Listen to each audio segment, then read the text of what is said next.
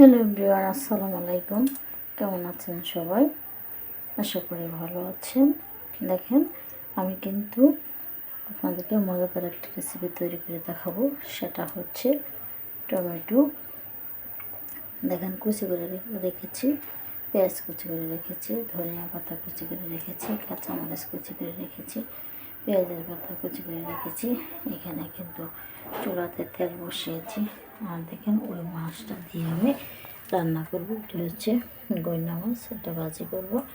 আর এটা ভাজি করে এই শুকনো বোনা করবো। এখানে দেখেন মশলা রেখেছি। তো আমার তেলটা কিন্তু গরম হয়েছে। এখন কিন্তু আমি আমার এই পেঁয়াজ কুচিগুলো তেলে দিয়ে দিব। এই যে পেঁয়াজ কুচিগুলো কিন্তু আমার বাদামি কালার করতে হবে। এই জন্য কিন্তু আমি এটাকে প্রথম পেঁয়াজ কুচিগুলো দিলাম, কারণ আমি মাছটাও ভাজবো, ওই চুলাতে ভাজবো। ওই চুলাতে দুই চুলা একবারে করে ফেলবো। দেখো, এই পেঁয়াজটা কিন্তু দিয়ে দিচ্ছি। পেঁয়াজ কুচিগুলো কিন্তু বাদামি কালার করলে তারপর কিন্তু আমি দেবো আদা মশলা কিন্তু দিব। তখন থেকে বাদামি কালার করতে হবে। বন্ধুগণ, আমার তেলটা কিন্তু গরম হয়েছে।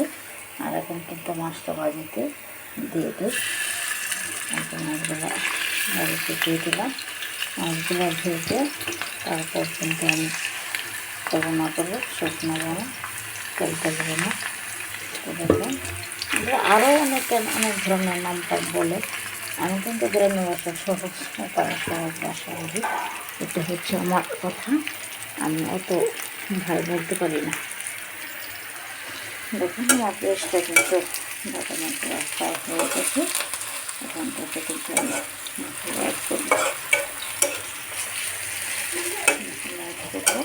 মশলা অ্যাড করতে হবে, একটু পানি অ্যাড করতে হবে আগে। তেলের মধ্যে, গরম তেলের মধ্যে ফাঁকি দিয়ে দিলে তাহলে কিন্তু এটা পুড়ে যায়। একটু পানি অ্যাড করি। প্রথমে একটু হলুদ দিই, যাতে কালারটা সুন্দর হয়। তারপর কিন্তু পানি অ্যাড করলাম। এই যে আমি কিন্তু হলুদের ফাঁকিটা কিন্তু দিয়ে দিলাম। এখন কিন্তু হালকা পরিমাণে পানি, বেশি না, এটা যাতে সুন্দর হয় শুধু।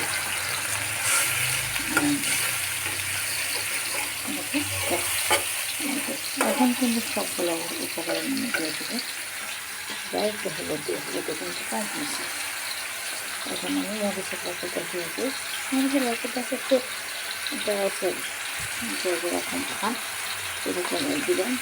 আর লবণটা কিন্তু অল্প পরিমাণে দিই, সেটা কিন্তু দেখে আবার দিয়ে দেবো। আর ধনিয়া প্যাকেটটা কিন্তু মোটামুটি কমও না, তারপরে হালকাও না, বেশিও না। সব মশলা কিন্তু আইডিয়া অনুসারে না হলে কিন্তু সবজি মতো লাগে না, এটা কিন্তু মনে হবে। দেখুন, আমি কিন্তু সবগুলো মশলা দিয়ে দিলাম। এখন আমার তেল হলে তারপর কিন্তু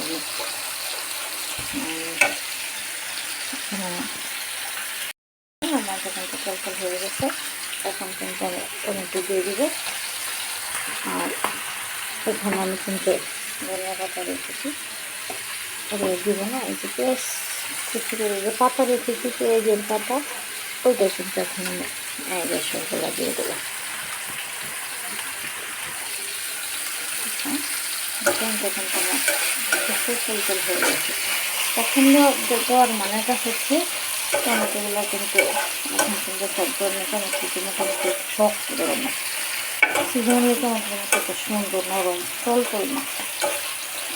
এখন এটা করছে, তারপরে মাছটা ভাজা হলো, তারপরে আমি দিয়ে দেবো।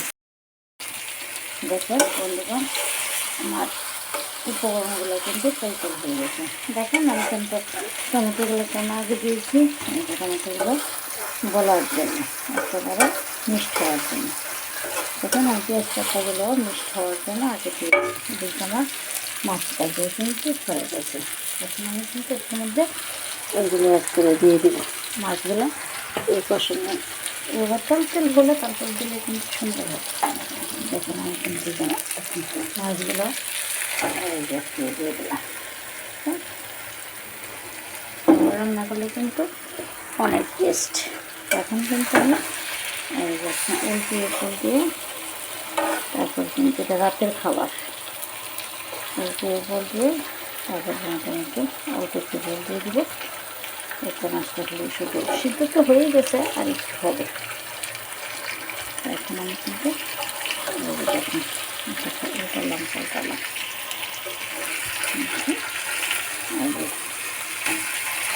সাথে উল্টালাম। এখন কিন্তু মোটামুটি সবজি দেওয়া শেষ। সবজি দিয়ে রান্না করবো না, মানে সবজি দিয়ে রান্না করবো না বলতে মানে ঝোল রান্না করবো না। আর সবজি বলতে টমেটো দিয়েছি শুধু। এখানে একটা ঝোল তৈরি দেবো। আর একটু মতো কথা চামচ রেখেছি, ওইটা করে দেবো। তো এখানে এখন ঝোল অ্যাড করে দেবো। এই যে দেখেন ঝোল অ্যাড করে দিয়ে দিলাম। এখন কিন্তু আমি এটাকে ডেকে দেব। ডেকে দিলে অনেক সুন্দর হবে, হয়ে যাবে। তো এখন আমি ডেকে দিই এটাকে।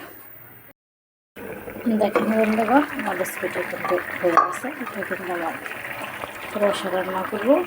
এটা হচ্ছে গুনিয়া মাছ, গুনিয়া মাছ বলে নাকি, রসা রান্না করবো। আমার রেসিপিটা কিন্তু প্রায় শেষ হয়ে উঠেছে। তবে রান্না করবো, তারপরে খাবার। তো শেষ মুহূর্তে ধনিয়া পাতার গাছ মরিচ কুচি কিন্তু আমি দিয়ে দিই। এটা আমার শেষ মুহূর্তে অ্যাড করলাম। এটা শেষ মুহূর্তে দিলে ওই স্যান্ড শুধু তরকারিতে গেলে অনেক টেস্ট লাগে। আমি কিন্তু লবণও দেখেছি, আমার লবণ হয়েছে। এখন কিন্তু আমি দেখে দিব, তারপরে উঠিয়ে পরিবেশন করে আপনাকে দেখাবো এবং বলে দিব।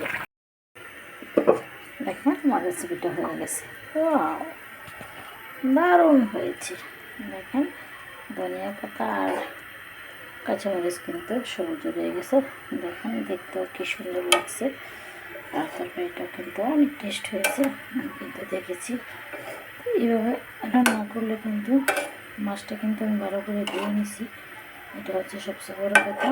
এটা হচ্ছে আমার রাতের খাবার। এটাকে রসা বলে। ধনিয়া মাছের রসা রান্না করেছি। মজাদার রেসিপি, সুস্বাদু রেসিপি।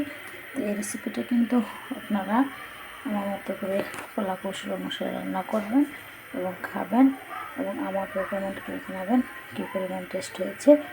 ঠিক আছে, তো সবাই ভালো থাকবেন। আল্লাহ হাফেজ।